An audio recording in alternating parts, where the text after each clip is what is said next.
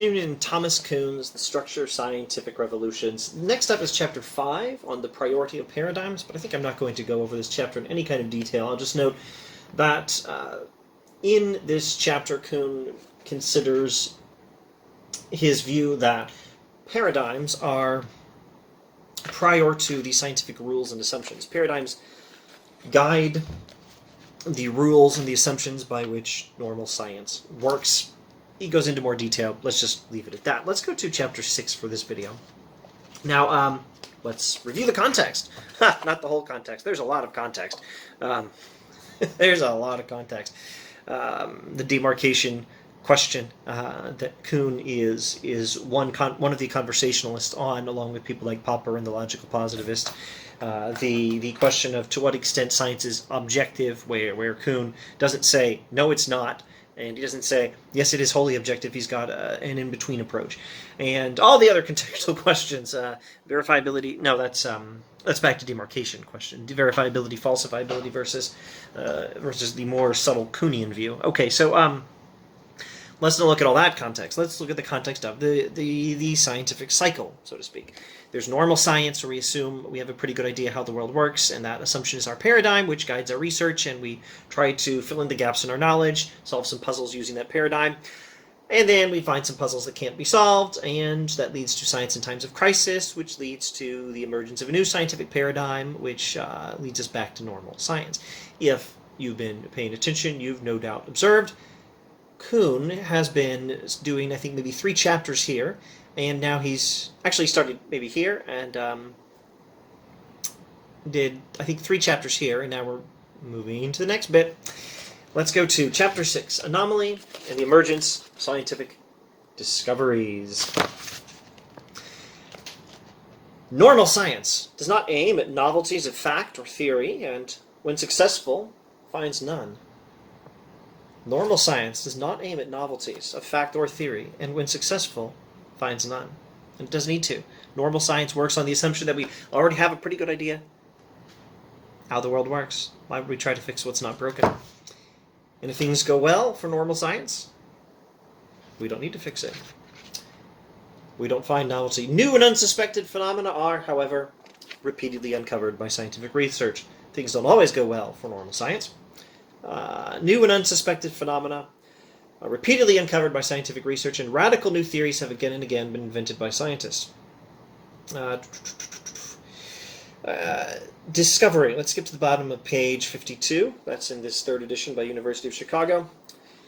Discovery commences with the awareness of anomaly, i.e., with the recognition that nature has somehow violated the paradigm-induced expectations that govern normal science.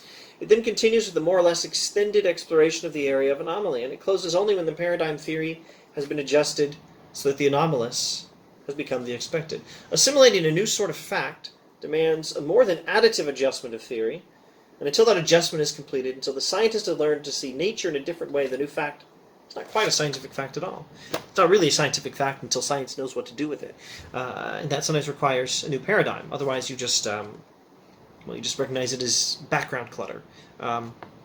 Like some of the background clutter on these shelves. None of it means anything to you. At least, not most of you. I suppose the occasional person I know might recognize something.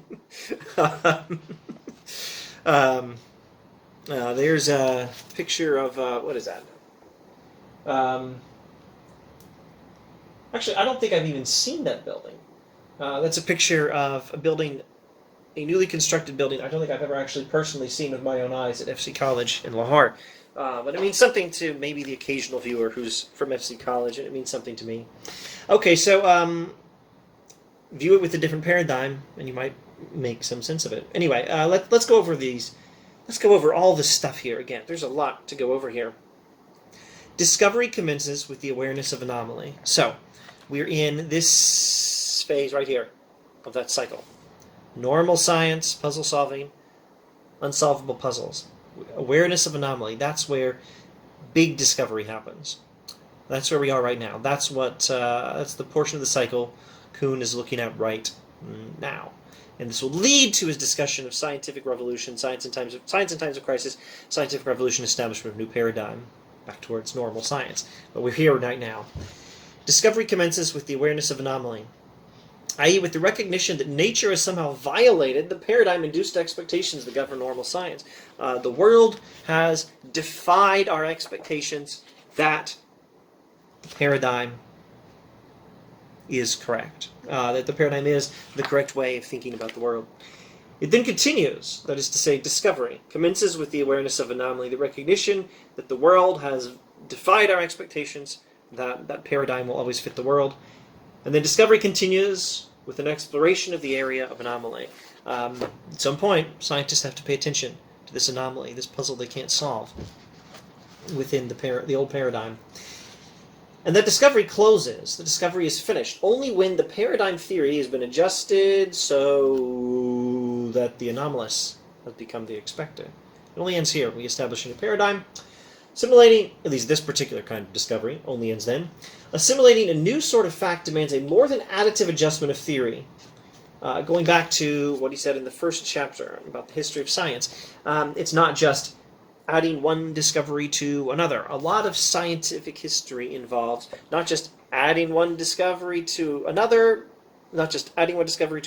but this cycle, this particular shift from anomalies that can't be solved with the old paradigm. You can't fix them by just adding one discovery to another. You have to fix them by adjusting the way you think about the world, by a paradigm shift. Until the scientist has learned to see nature in a different way. Until then, the discovery will not be complete, at least this particular kind of discovery, and until then, the new fact is not quite a scientific fact at all. We don't have a scientific fact, and all we have is an anomaly. It's not a truly scientific fact until it's been interpreted by science according to a paradigm that knows how to interpret it, that can make some sense of it, which the old paradigm cannot do.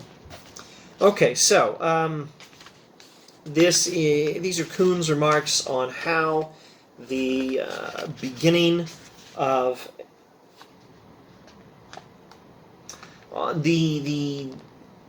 the first stage is the beginning of a scientific crisis at this moment that leads towards the big one, the real trouble that leads towards the establishment of the new paradigm.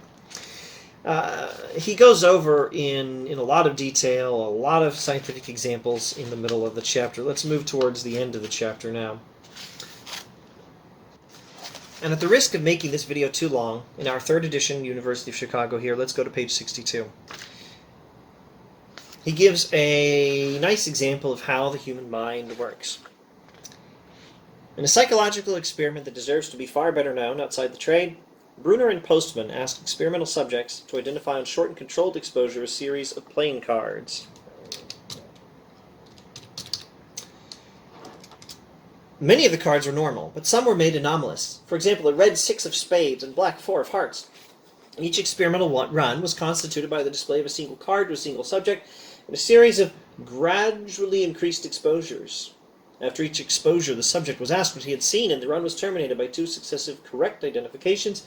This is a 1949 experiment. Well, it was published in the information on the experiment. The report on the experiment was published in 1949 in the Journal of Personality. Brunner and Postman. The article is on the perception of incongruity, a paradigm, published in the Journal of Personality, 1949. With any luck, any interested viewers will be able to find it on the internet now. I can't promise anything. Even on the shortest exposures, many subjects identified most of the cards, and after a small increase, all the subjects identified them all. For the normal cards, these identifications were usually correct, but the anomalous cards were almost always identified without apparent hesitation or puzzlement as normal. The anomalous cards were almost always identified without any apparent hesitation or puzzlement as normal. The black 4 of hearts might, for example, be identified as the 4 of either spades or hearts.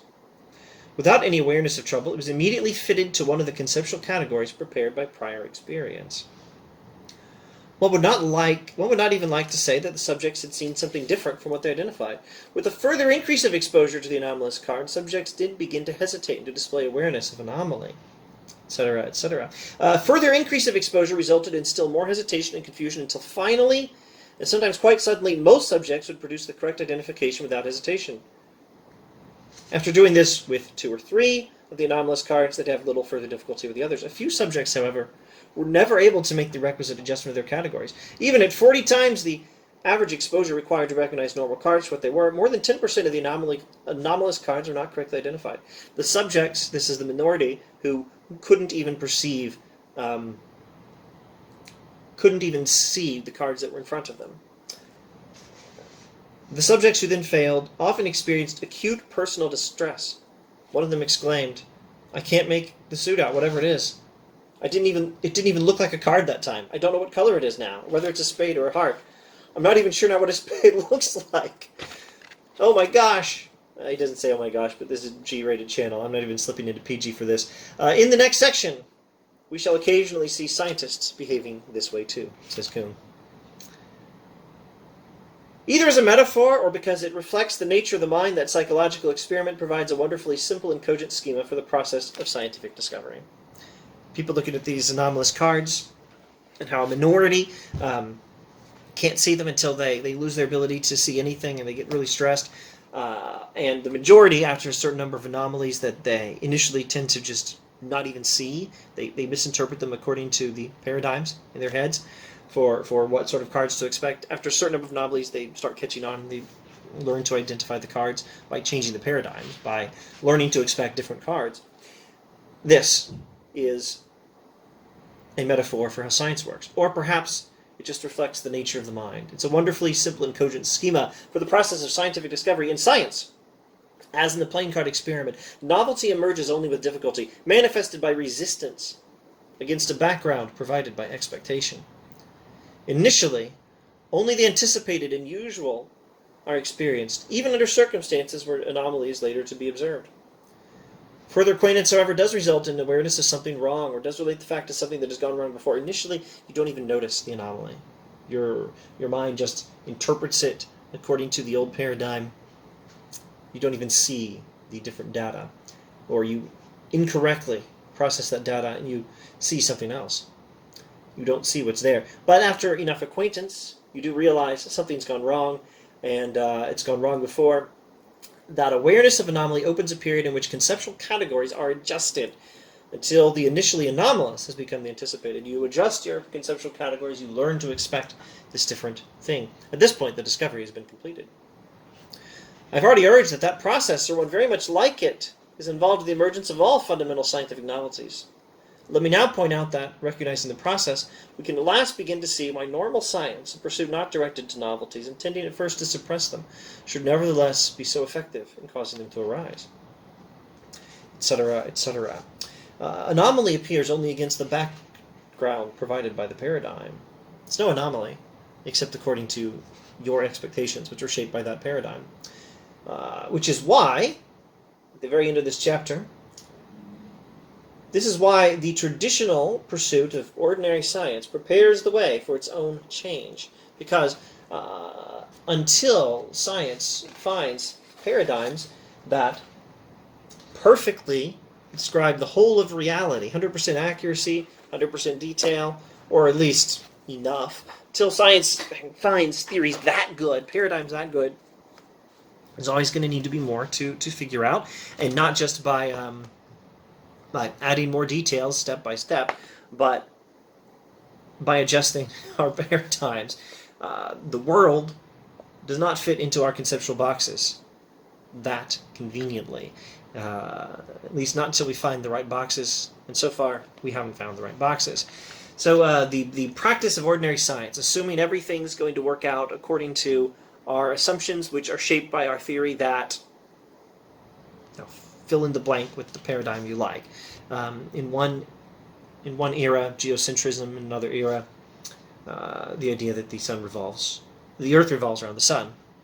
In one era, Newtonian physics; in another era, Einsteinian physics.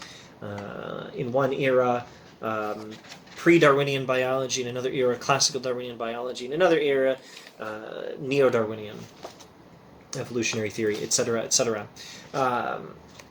Because normal science is so good at assuming that we're going to be able to figure out more details about the world, here adding step by step, working with the governing paradigm, because it's so good at that, and also because so far we don't have the right conceptual boxes for explaining the whole of reality.